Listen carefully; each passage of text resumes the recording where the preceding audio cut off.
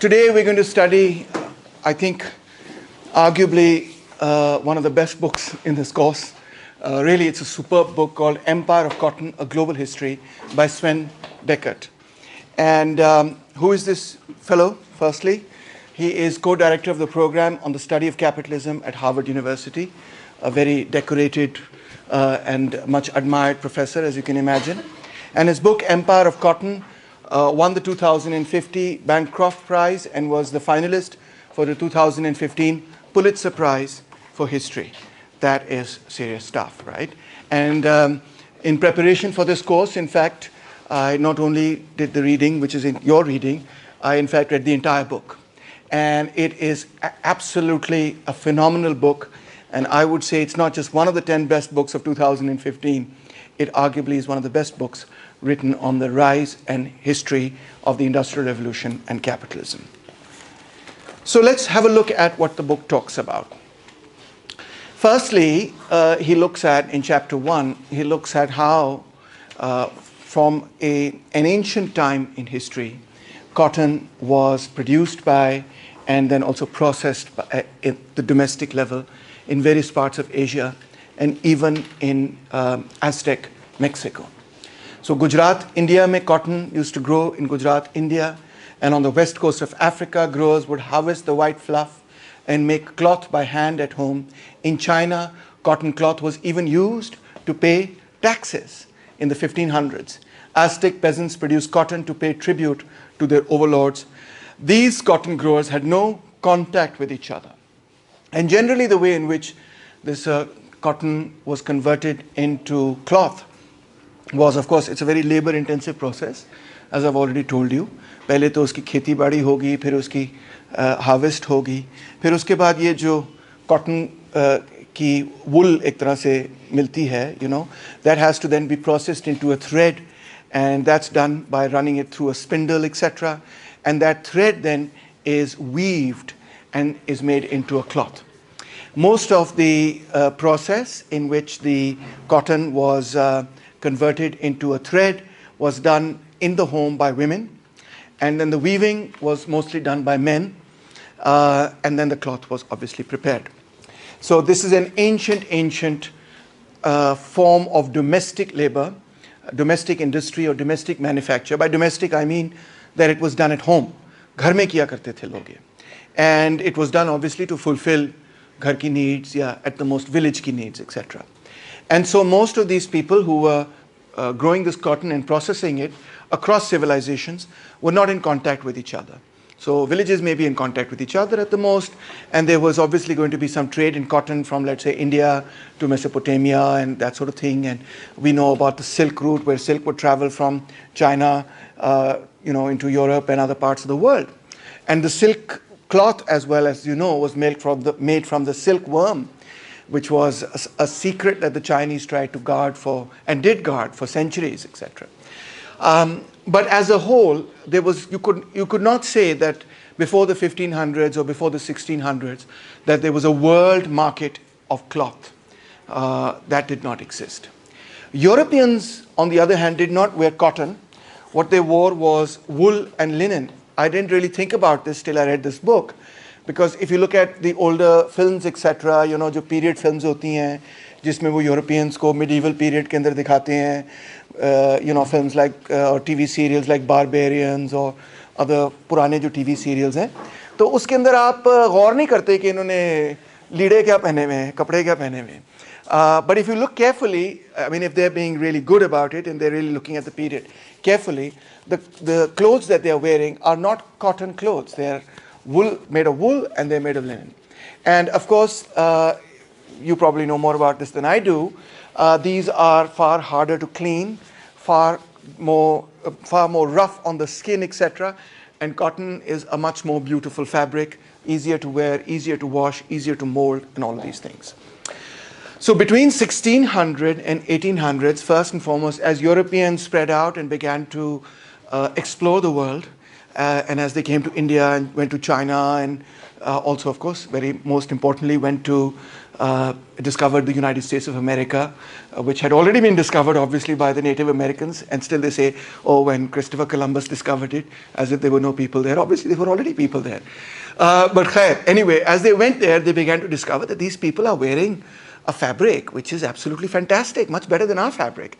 That gives you an idea, for example, when Walter Rodney says, in terms of the economy, the difference between Europe and Africa, or the difference between Europe and Asia, was not so technically great. There were a few things in which they were more advanced, but there were also many things in which Asia or Africa or other places were more advanced. Cotton being one of them. So when they saw this, they absolutely fell in love with the fabric, and they said, oh, we really want this, etc. So so they launched a very violent, but also very profitable for them, not for us, cotton triangle that bridged 3 continents, right? What were the 3 continents it bridged? You know already, it has to be Europe. The second continent, of course, was Africa. The third continent was the United States of America. But maybe you should even say bridged 4 continents, because they also got cotton, etc., from India at a later stage and so on. So how did this actually happen? Armed merchants would, for example, would go to India to buy cotton. And when I say armed merchants, you might be quite surprised. You might think, why are these merchants armed, or what's going on? So you get the picture. So what I'm trying to say is there's no world market for cotton as such. There's no globalization of cotton right now. There is cotton, there is a little bit of purchase and sale of cotton, but the globalized cotton production and globalized cotton exchange and trade as a whole comes about after the 1600s. That's my point. Not that they didn't have any contact with each other at all, right? That would be obviously false, because there was a lot of cultural contact. So armed merchants. What is this about armed merchants?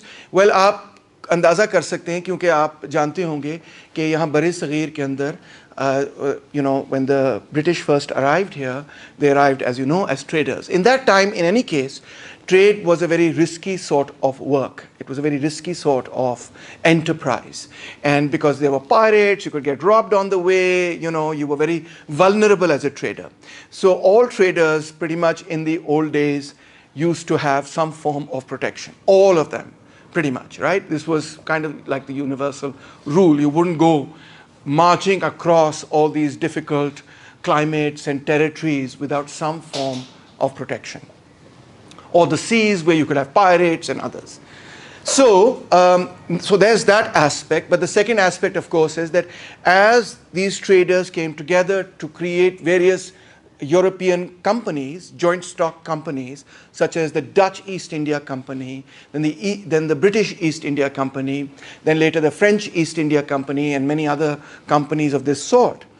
So they began to, in addition to, not just have, they began to hire people to protect their interests wherever they were in the world. And they became larger and larger and stronger and stronger. And at one time, as you know, in 1857, जब यहाँ पे War of Independence हुई, जिसको British Mutiny कहते हैं, तो वो British Crown के खिलाफ नहीं थी 1857 की war, वो किसके खिलाफ थी? वो British East India Company के खिलाफ थी. हम अक्सर इस बात को भूल जाते हैं, अब अगर हमें सोचना चाहिए इसके बारे में इंजील, और वो ये है कि when we say British rule in India, actually you can divide British rule in India into 2 different parts. In the first part of British rule in India, the British were ruling here, but the British who were ruling here was basically a multinational company. Today we think of multinational companies as being so cool because, whatever, you want to go American and you want to, be like wear the stuff of a multinational company. But we are the quintessential colony where capitalism was started by a company. We are an area of the world, a region of the world that was dominated not by another country, but by another company. One company dominated the entire subcontinent almost. Isn't that fascinating? You don't think about it that way until you read William Dalrymple. You know this is a fact. Everybody tells you, but somehow or the other you still imagine, it's the British as the state that came here. No, it's the company that came here, and the company came to rule here, and that's it. It's like being, the modern equivalent of this would be like Apple would come and say, Pakistan is ours. Saad, you would find that a bit weird, wouldn't you? Like, what do you mean Pakistan is yours? We don't belong to a company. But that's exactly what was going on in India for hundreds of years. Imagine that. All right. So these were armed traders. और हाँ, एक और दिलचस्प बात, और वो ये थी कि the British East India Company created a army. The army was so big. This is the army that belongs to a company. Imagine if you're wearing Gap or something, or Nike, and Nike doesn't have guards. It has an army to defend its interests. Isn't that insane? And the army that Nike has, imagine, to defend its interests is bigger than the US Army. सोच सकता है कोई? That is basically what was going on at that time. The British India Army under the East India Company was larger than the British Army itself in terms of sheer manpower. And कौन लोग थे इस फौज के अंदर? Yes, thank you. They were all conscripted Indians जिनको तनख्वाह वगैरह दे रहे थे और इतनी huge army थी. And they were fighting the Mughals and others, etc. And they defeated all of them. Everybody they fought, they pretty much defeated. And also there was a lot of divide and rule कि वो तुम्हारी तो उससे लगती है, मैं तुम्हें support करता हूँ, तुम उसको मारो वगैरह. All of this was also going on. Okay? Shocking, but that's the history of South Asia and the history of capitalism. And also, चलो वो बाद में बात करते हैं. What happened with China, I'll come back to that. All right, I'll talk about it now. So with respect to China, what the British did was, once they conquered India, they said, listen, आपका क्या नाम था? Tabish, why don't you do this? Grow me some opium. What? Opium. And I'm not talking about the opium which is for the masses. I'm talking about actual opium. Okay, grow me opium, and from that, what I will do with that is I'll put it on my ships. First, I'll process it a little bit. I'll put it on my ships, and I will send it to the Chinese, and I will addict millions of people in China on opium. And when the Chinese emperor said, "Khana kharab ho gaya tera," our people are being destroyed by narcotics, and we are no longer productive. हम दिन रात बैठे होते हैं opium dens के अंदर. कभी आपने वो देखा है जो Chinese opium den होता है किसी फिल्म में देखा? वहाँ लोग जो हैं वो opium स्मोक करते हैं अपनी पाइप शाइप के अंदर और फिर टन होकर लेट जाते हैं और बस वहाँ पे मरे पड़े होते हैं. For several hours they like that. Yes. Opium was also, yes, used as a medicine, and it was used all over the world as a medicine, by the way, not just in China. It was used in England as a medicine. It was used everywhere. Like, it was the morphine of the age. But you don't go around injecting yourself with morphine now, do you? Because you recognize that if you inject yourself with morphine every day, then you're not going to be really alert for my class. So same thing with opium, that of course if somebody was going through an operation or had a terrible illness, etc., you could give them opium and it would relieve their pain. But if you begin to use it as a recreational drug and people get addicted to it, of course it can be absolutely terrible for society. It can result in enormous amounts of, well, it can destroy your life, basically. Let me put it to you simply. It can destroy your life. Drugs can destroy your life. Newsflash, in case you didn't know, drugs do and can destroy your life. Yes. Likewise, Freud भी वो cocaine गिराता था. Yeah, Freud was a coke addict. Totally. Yeah, you didn't know this. Freud loved cocaine. He loved it so much he would even give it to his patients. Yay! How? At this time, चलो Freud को तो छोड़ो. Coca Cola के अंदर cocaine होती थी. अब करो बात. कैसा है? Talk about addictive consumerism. I mean, it was literally addictive. Okay, you had drank some coke, you got cocaine into your system, and you're like, I need coke. The name Coca-Cola and cocaine is related to each other for a reason. Okay, so anyway. So that was the reality, and of course, other various products, opium-related products, you could get off the shelf. These were not illegal drugs. It's only later that when it became addictive, and hundreds of people, thousands of people, hundreds of thousands of people started becoming addicted to it, that medical people started saying कि क्या कर रहे हो भाई, इसको बंद करो, इसको regulate करो, इसको illegal declare करो, इसको stamp out करो, ये करो, वो करो, फलाना करो.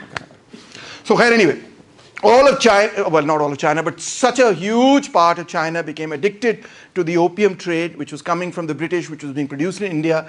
The Emperor of China finally one day said, this is enough is enough. He went and he took a hold of the godams, not personally, he sent his troops there, और उन्होंने opium के गोदाम जला दिए. उन्होंने बड़ा सा bonfire निकाल दिया, उनका नहीं होएगी और opium, ठीक है उन्होंने कहा, पंजाबी में नहीं, because they didn't speak it. But anyway, the point is, what did the British and the French do? They said, अच्छा नहीं होगी, ये फ्री ट्रेड के खिलाफ है, ये हमारे फ्रीडम के खिलाफ है, ये कंज्यूमर के राइट्स के खिलाफ है, कंज्यूमर के फ्रीडम के खिलाफ है. उन्होंने जनाब चीन पे जंग की, एक नहीं कहीं 2 जंगें की, और दोनों जंगों में चीन जंग भी कैसे की कि अपनी कश्ती आके पार्क कर दी कैंटोन के बाहर, वहाँ पे उन्होंने गन्स लगाई हुई थी, कैनन्स लगाई हुई थी, और कैंटोन के शहर में बस ठा ठा ठा ठा फायर करते रहे. उतर के नहीं आए लड़ने के लिए, दूर से वहाँ बैठ के फायर करते रहे, जब तक कि बादशाह सलामत ये नहीं कहा, अच्छा यार बस कर दो, नहीं और बर्दाश्त हो रहा, पूरा शहर रेजा रेजा हो गया. That's what they did. अब वो गन बोट्स पे ये नहीं करते, अब वो किस तरह करते हैं, जहाज़ों से, हाँ, एयरफोर्स से. Drones is one part of it. So anyway, that's what they did to China in the name of free trade. Ji. So what was this war called? I forgot. Opium Wars. Okay. Yeah, they're called the Opium Wars. Can you imagine? So it's not even like it was a secret that this is about opium. It's not even like, hey, yeah, we'll do this war, but actually it's for freedom and democracy, or, it's for human rights. No, they were really blasé about it. That back in the day, they were not so politically correct. They were not so politically aware either. They were like, yeah, we're fighting for opium, okay? They were honest about it. Sometimes I appreciate that honesty more than the euphemisms today. We are bombing you for your freedom, they tell you. Ji. Sir, EIC, which was a multinational company, how was it controlled by the monarchy at that time? What was the mechanism? Oh, so it was a chartered company inside of Britain, and so obviously British law applied to that company in much the same way that if today's chartered multinational companies that work, let's say in the United States, will have to obey US laws. And moreover, the state facilitated the British East India Company or the French East India Company or the Dutch East India Company. The state was very much part of that entire process in which, they facilitated them with ports and other things, etc., all sorts of facilities, banking, finance, blah, blah, blah, the works. Sir, unka aur state ka relation kya tha? Was it mainly tax? No, it was like this. No, it was much closer than that, because on the board of directors sat all the important people who were in the state, and yeah. Bureaucrats idhar bhi aapko. Exactly. Okay, so then they would trade that cotton, as I was saying, with African leaders for slaves and transport those slaves to the Americas, where they would work in cotton fields on newly stolen lands from Native Americans. जिनकी जान उन्होंने अजाब में डाल दी, अपने ही tribal land से उनको displace कर दिया. And by the way, that displacement, it sounds so simple to say that. It was a horrific experience for the Native Americans, because once they were displaced from their traditional lands, they were sent into lands that could not sustain the tribes. They were sent into very cold climates, into very, into areas jahan pe there was no, the natural habitat did not support such huge tribes. So what happened to them? They died in the cold, they died of hunger, they died of starvation on the areas that are today called reservations. Finally jaake, they shrank and shrank and shrank and shrank, और फिर जो थोड़े बहुत बच गए वो आज भी reservations पे बैठे हैं. So it was a horrific process that all of this happened. There's some beautiful sayings by the Native American chiefs at that time about this whole process. I don't remember them off the top of my head, but they're very, very eloquent and poignant. So what was going on in India? I just wanted to show you these beautiful pictures. This is a woman, this is a Mexican woman, not an South Asian Indian woman, Mexican woman. And you can see she has a spindle in her hand, which is rotating on a piala. And with that she is spinning a thread. Okay? And there is Gandhi doing the same thing, except with the charkha, as you can see. He's also spinning it into a thread, which will later be weaved into cloth. And the charkha was so important. मैंने आपको बताया ना कि India के अंदर this was a domestic industry. It was widespread. Indians were wearing cotton, etc. They were producing it for themselves. It was widespread. When the British came, this whole, I'm not going to call it an industry, but this whole domestic manufacturing process was completely shattered and destroyed. It was completely devastated and destroyed, because the British said, no, don't buy from these peasants, etc. We will sell you the cotton. जो वहाँ Lancashire से बन के आएगी. You buy that cotton. Don't buy this cotton made in your own country. And to do that, they imposed the state, for example, imposed various, penalties and this and that to ensure that British-made cloth would dominate over Indian-made cloth. They had the control. They made sure. The Julahas, the weavers, hundreds of thousands of them were completely out of a job. Acha, ek aur dilchasp baat. When the British made all those machines, which I'll speak about in a little bit, and they used to make the cloth, they still couldn't make the cloth as good as the handmade cloth. The handmade cloth wasn't as efficient, but it was much better made. Okay, it was beautiful, refined. They'd been doing it for thousands of years, for centuries. They'd been doing it. They'd perfected it to an art. आप समझ सकते हैं उस्ताद और शागिर्द बैठ के उसको समझा रहा है कि भाई बेटा इसको इस तरह से बनाना है, बेटी इसको इस तरह से spin करना है, जो भी, I don't know what the process was. But they were brilliant at it. They were so brilliant at it that people still wanted to buy the domestic stuff. So the state. By the state here, I mean the British East India Army and the British East India Company, and they were controlling the state by giving the Mughal emperor a pension. They had taken the Mughal emperor and they said, "Ye le putter, ye teri pension hui, aur ab hame sara kaam karne de." All the administrative functions were taken over by the British East India Company in the name of the Mughal emperor. So in name he was in power, but actually he was running the administration, the British East India Company. They were collecting the taxes, they were doing the akhrajat, and what was the Badshah doing? He was listening to Mir and Ghalib and beautiful poetry and so on. And other shairi and musiqi and so on. No, that's not entirely true. Okay, they also tried to fight back. When they tried to fight back, they were horrifically crushed, etc. Bahadur Shah Zafar, etc. spent his last days on Rangoon, etc. Even though he had nothing to do with the 1857 rebellion. But when the troops rebelled, British East India Company के अपने troops ने जब rebel किया, तो उन troops ने हिंदुओं और मुसलमानों ने, imagine that, both of them said, who is our emperor? They said Bahadur Shah Zafar. We don't want the British, we want the Bahadur Shah Zafar who's a Muslim. That's when the British realized, इनको आपस में लड़वाओ. The Hindus wanted to get a Muslim, imagine, a Muslim emperor as their representative. So they said, no, we have to make them fight. So they had a whole policy then of how to further divide the two communities in order to rule, the outcome of which we know well. Ji, question. So why did Gandhi, pick up the charkha and start weaving this, cotton into a thread? Why did he do that? It was symbolic. I mean, one would have thought, Gandhi ji, there's a whole independence movement going on, और आप यहाँ पे चरखा घुमा रहे हैं. Go out there, make some speeches, etc. But why did he keep doing it? It was symbolic, because when he was doing that, the big leader of the, Indian National Congress, etc., sitting and weaving a, cloth. एक तो ये in society at that time, this was considered woman's work. But secondly, and more importantly, this was India's great manufacturing, which had been destroyed by the British. So he was saying to all the people destroyed by the British East India Company, I'm with you. I want the revival of Indian manufacture. I don't want the cloth from there. And of course, later you also know, and during this period as well, he also boycotted the Salt March, and he started boycotting Indian goods, etc., which made the British very, very unhappy. They put him in prison, etc., etc. But those boycotts were key movements, campaigns that, shook up the British Empire in India. So in the beginning, the flag, here's another interesting story. In the beginning, in the 30s, I think from the 20s onwards, in fact, from the late 20s or mid-20s onwards, the flag of India was supposed to be that one over there, with the three colors, which were supposed to represent Hinduism, Buddhism, and Islam, and with a charkha in the middle.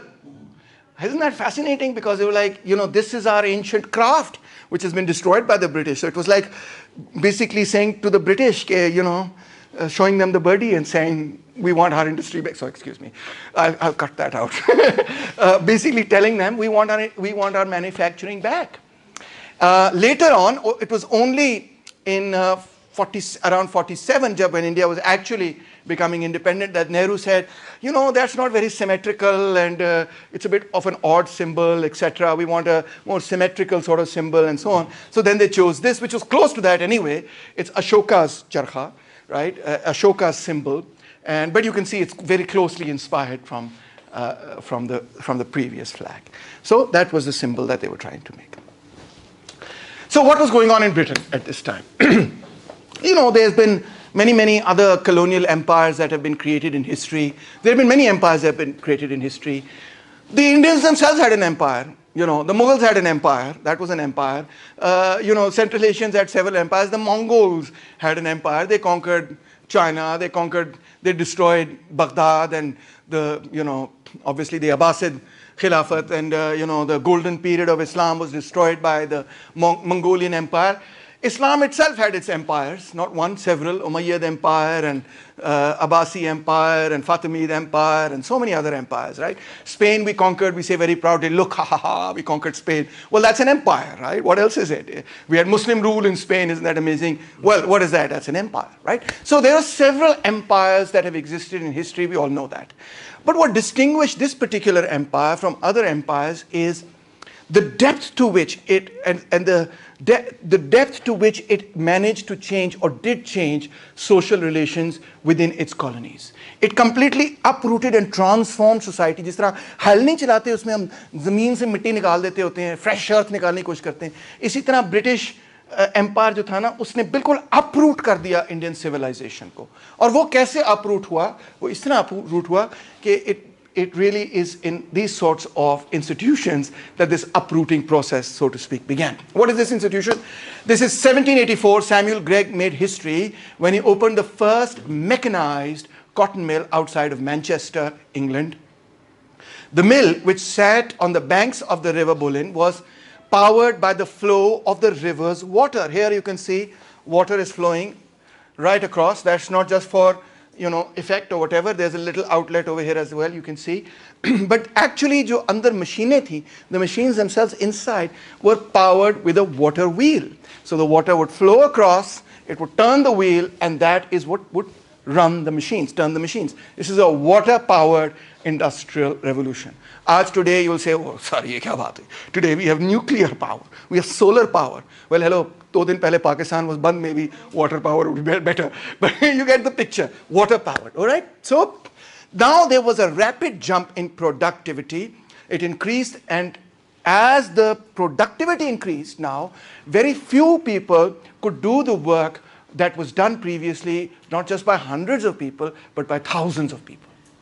So you can imagine there's a couple of hundred people, maybe 1,000 people, maybe 2,000-3,000 people in this mill, and they're working, but those 2,000-3,000 people are producing as much cotton as, 10,000, 20,000 people. So what happens is the demand for raw material here just goes like sky high. Like you have the capacity to produce so much, but what do you need? You need the raw material. Where's the raw material going to come from? It's going to have to come from India.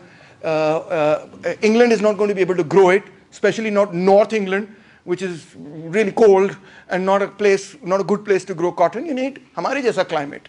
कितना प्यारा मौसम है, ठीक है ना? अभी तो winter है मगर बहरहाल the point is कि you need हमारे जैसा climate to grow cotton. So England could not grow that cotton. It had to get it from somewhere else.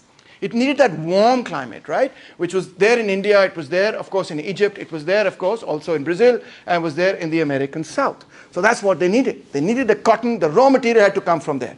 So as I said in a previous lecture, imagine, think of it like this, कि ये जो mill बनी है ना, this is like a vortex. Imagine a whirlpool which is now going to spin faster and faster.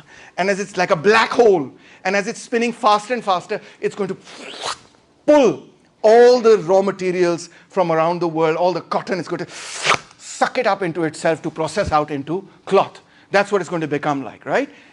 Imagine that. And it's going to pull that force so forcefully that people who are connected to it are then going to use force in society to feed this monster, this new monster that has come about. This is going to produce at a gigantic new. Here is the Spinning Jenny by James Hargreaves, created in 1764. As you can see, it's a wooden machine, okay? And you can see there are these massive spindles on it, wheels on it, etc. And you turn the wheels, etc. You had to have kids to run the machine also, because you had to get your little fingers into the thing, so you needed small fingers and that sort of thing. And then this is the from that machine came the spinning mule. It's called the spinning mule. It was called a mule because it was a cross actually between two different machines. And so when you get a cross between a horse and a donkey, you get a mule. So that's why it's called the mule. And you can see it's not that sophisticated. It's not so amazing. Maybe you could even create it if you were in SSE and you said, okay, I'm going to recreate the spinning jenny. You'd be able to create it. Remember that the process itself is something that's gone on for thousands of years. The only difference now is that the power that is moving everything is coming from water, number one, and that's what's running the process. So let me explain to you how is thread being converted into a cloth. The thread is being converted into a cloth because you have thread going this way on one side, and you have thread going the other way on the other side, and you pass a thread in the middle, and then you close the thing over the thread that you just passed. God, that was terrible the way I explained it. But anybody who's ever done knitting knows you pass one thread this way, then you pass one thread over it, then you pass the other thread this way, then you pass that thread uske niche se upar niche, upar niche, upar niche. One thread goes upar niche like this, the other thread goes upar niche like this. That's what you have to do to get from kya kehna chahiye? String, thank you, to cloth. Thank you so much. So that is the process. So us zamane mein, like in a khadi, they used to do, not the shop, in a khadi, the hand-driven khadi, they would set up the khadi, and then by hand, they would turn it one way, and the weave would reverse. And when the weave would reverse, then you would pass the thread, and you would pass it the other way, and the weave would reverse. So this had been going on for a long time. People knew how to do this. They knew how to weave thread. But the difference now was that this was going to be done by a mechanical automatic process. And the way in which the thread was going to be passed now, there was another development which is called the shuttleless loom, the loom, etc. You pass the shuttle from one side to the other, wo paise bhi hoti hai, and you start passing that through a mechanical device. It can go faster and faster and faster and faster. It gets so fast that you can pass it many times faster than a human hand could possibly do it. And that's where you get this. This is Faisalabad. Okay, these are what we call power looms, which got destroyed sadly because जब electricity shortages शुरू हुई पाकिस्तान के अंदर, तो उसकी वजह से जो फैसलाबाद पावर लूम्स वाले सारे वर्कर्स वगैरह थे और छोटी लूम्स थी, वो सारी की सारी तबाह बर्बाद हो गई. But you can see the machine is not very large.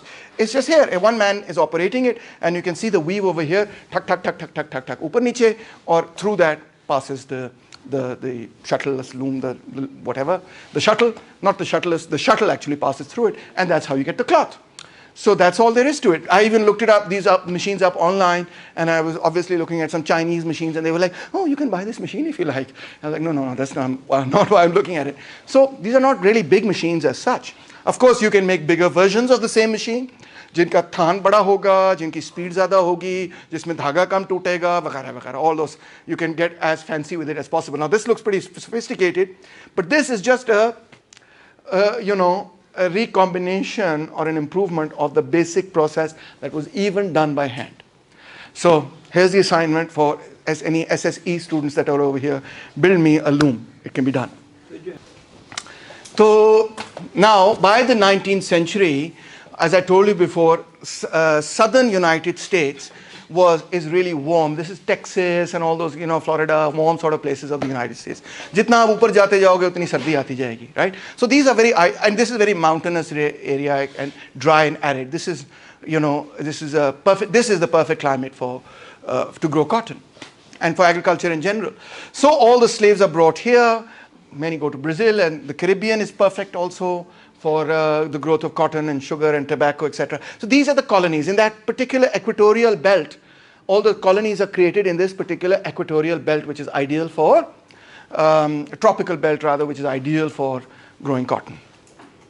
So, so this is also where, of course, the big plantations were created using African slaves. Now here's an interesting, here are two interesting graphs. Here you can see that it shows local population, and जहाँ पे white है, जहाँ पे white है वहाँ पे तो unused land type चीज़ है, जहाँ पे yellow है वहाँ पे under 10% slavery है. So yeah, so you can see these are the areas where there's slavery, and these are the states that decided not decided to secede and decided not to support Abraham Lincoln when he became president, because Abraham Lincoln, they felt, was totally against slavery, and ye to satyanas kar dega hamara. So they seceded from the United States of America and became the Confederate States of America for a while. I also put this picture in just to show you what slavery would have been like. This is a slave auction block. इसका मतलब ये है कि यहाँ पे अगर आप slave होते तो आपको यहाँ खड़ा कराया जाता और फिर they would have said, अच्छा जी बोली लग रही है, इतने डॉलर का मैं बेच रहा हूँ, किसने खरीदना है, वगैरह वगैरह. So you can imagine the humiliation, the kind of degradation of humanity that this slave trade brought about. Here's another interesting graph that I wanted to show you. When the Civil War began, even before and after, etc., these were the routes that the Africans used to escape slavery. This is called the Underground Railway. Okay, there's no actual railway. They're just moving people underground. They're moving slaves out. और जो line जितनी thick है, इसका मतलब है उतने ही slaves वहाँ से भाग रहे हैं. So you can see they're running to the south through Florida. They're running over here through Texas into Mexico, etc. They're running over here into the northern states towards Chicago, etc. They're running from here into Pennsylvania and towards New York and so on and so forth. They're basically running away from the center in every direction they can. And sometimes they even take a detour to get to the states that they want to get to. I was over here when I was in college in Iowa, and I confess I traveled across Iowa like this. I've been to Florida, etc. I went to the east coast, to the west coast as well, but I took a flight, so I didn't go through the Rocky Mountains as such. Otherwise, I would have been able to tell you more about the topography of that region. But you've seen enough movies to know what the Rocky Mountains are like and what that whole arid area is like, right? You always have this theory that there's some underground Area 52 where they've buried lots of aliens, etc. I don't know. That's probably somewhere over there. Underground, it was called because it was politically underground. People, the planters and others didn't know this. And people would secretly go into these plantations, and it was very risky business, and they would talk to the slaves and they said, listen, we can get you out of here. We know the route, we know the rasta, we have the resources, we have the wagons and the whatever. We're not going to make you walk all the way. America is, by the way, huge. Okay, it's really like massive. So that it was a movement. It's called the Underground Railway. There's no railway, and you're not actually going under the ground, but it's a hidden movement where people from the north would come to the south. They would organize in the south and say, listen, we can help you get away, come with us. And then people would go with them. So that's what was going on. The other day, I think you were asking, weren't the slaves rebelling and what were they doing? So this is what they were doing. Well, interestingly, there's a really fascinating study that I read about how the planters then decided at one stage that they are all going to join the Republican Party. They're going to move into the Republican Party and subvert it from inside. And so they moved en masse into the Republican Party and converted the Republican Party from being an anti-slavery and pro-black party into pretty much not being a pro-slavery, but being pro-planter and pro the southern elite, party of capital and so on. Sad story, but that's the truth, right? So political parties can also, in this way, change color. And so, for example, the 1970s People's Party was a very different kind of political party from the People's Party today. In fact, the Muslim League was a very different party when I grew up from the Muslim League of today. It was much more like the PTI of yesterday. But anyway, we won't get into that debate. So now what happens is that wage labor is building the Industrial Revolution on the other side of the Atlantic, that is in England. And working conditions were absolutely atrocious. Please don't make the mistake of thinking कि गोरे तो बड़ा मौज कर रहे थे, ये क्या बात हुई, फैक्ट्री में काम कर रहे थे. Those factories were horrific places to work in. एक example आपको देते हैं. Ellen Houghton worked in a cotton factory in Wigan, England. In 1833, she testified during a Manchester Commission investigation into child factory labor. She had been working for several years at a spinning frame in a cotton mill along with other children. She worked from 5:30 a.m. and you people go to sleep at 5:30 a.m. She worked from 5:30 a.m. till 8 p.m. 6 days a week and 9 hours also on a Saturday. She absconded at least 10 times and was punished by her overseers. On one occasion, at the mother's own request, the overseer beat Ellen. माँ उसकी कहती थी मेरी बेटी पागल है, she's too rebellious, etc., etc. So you can discipline her, beat her, etc. And that's what he did. Elsewhere, overseers would beat children using rods and leather straps, kick them, and slap them around the head with their fists.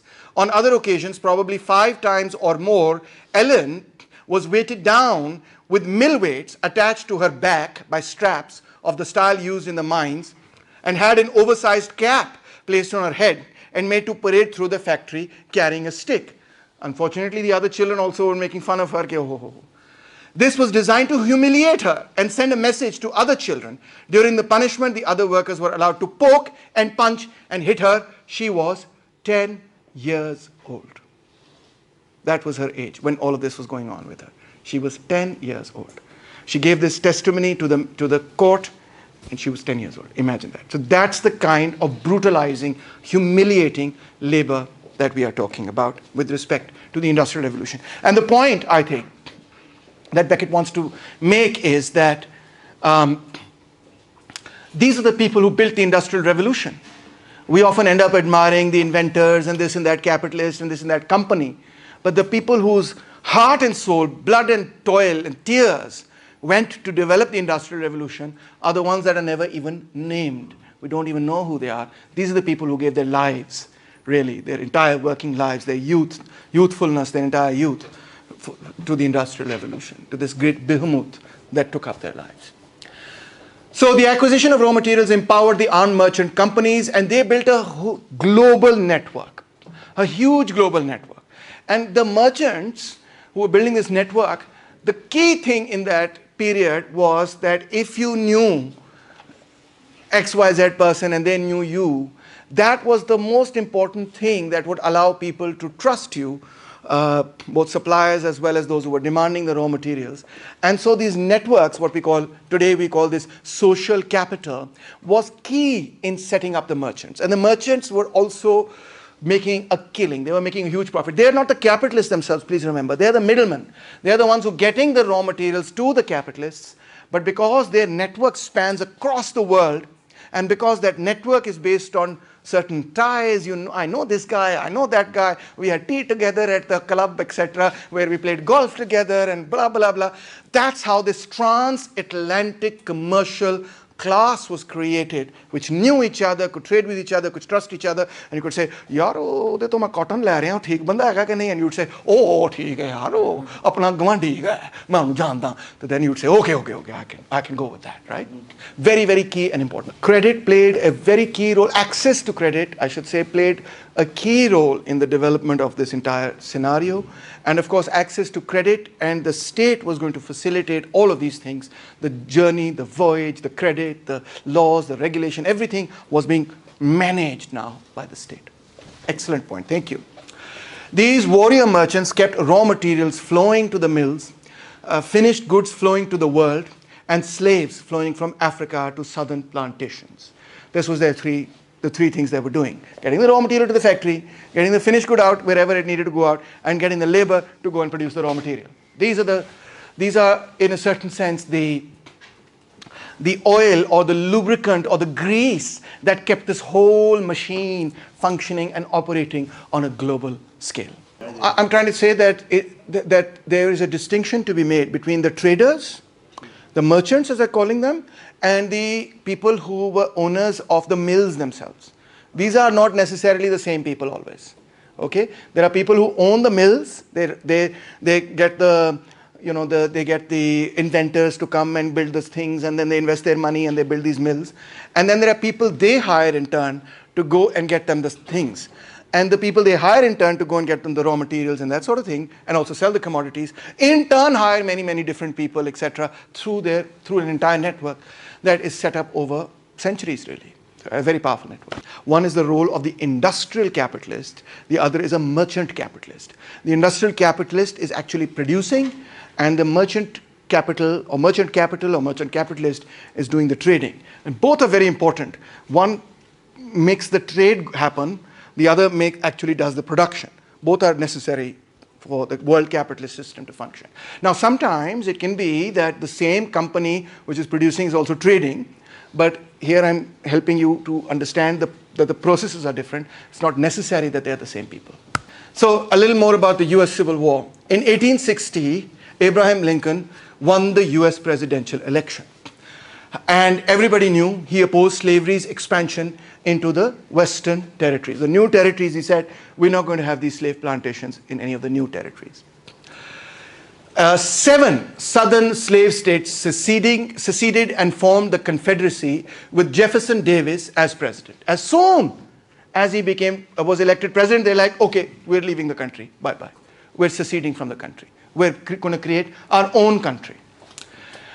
The Confederacy asserted control over about a third of the US population in 11 of the 34 US states that then existed. So eventually, Pele 7 seceded, then 11, they together became 11, and they controlled a third of the population. 4 years of intense combat followed, leaving behind anywhere between 6 lakh to 7.5 quarter of a million people dead. This is the largest war that the Americans have ever fought in their history. Although they killed more people in Vietnam, but their own soldiers, their own people, this is the war that the Americans ever fought, that they know about, and they understand, where they saw mass casualties.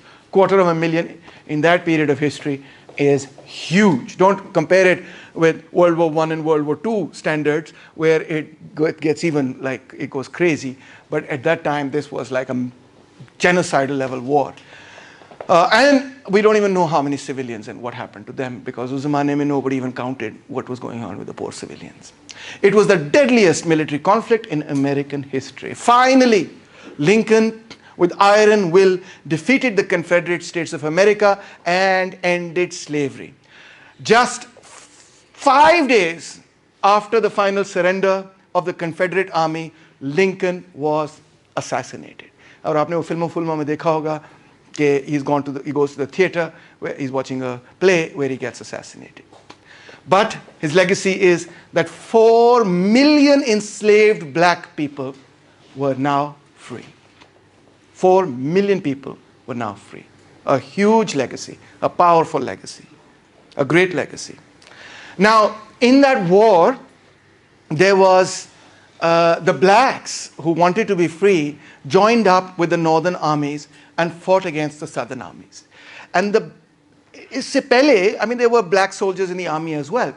But during the Civil War, so many black people went and said that we want to join the army and we want to fight against the southern states that are these plantation owners and that have destroyed our lives.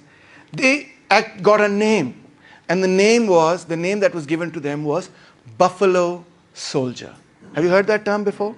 Yes. Okay, you've heard it. All right, wonderful. So Buffalo Soldier was the term used for their name. Here is a picture of the Buffalo Soldiers dressed in the army uniform of the US Army at that time. And the great Bob Marley of Jamaica dedicated this song to them, which I grew up listening to, and I kind of knew what it meant, but didn't really fully know the historical context, and I thought I would play it for you.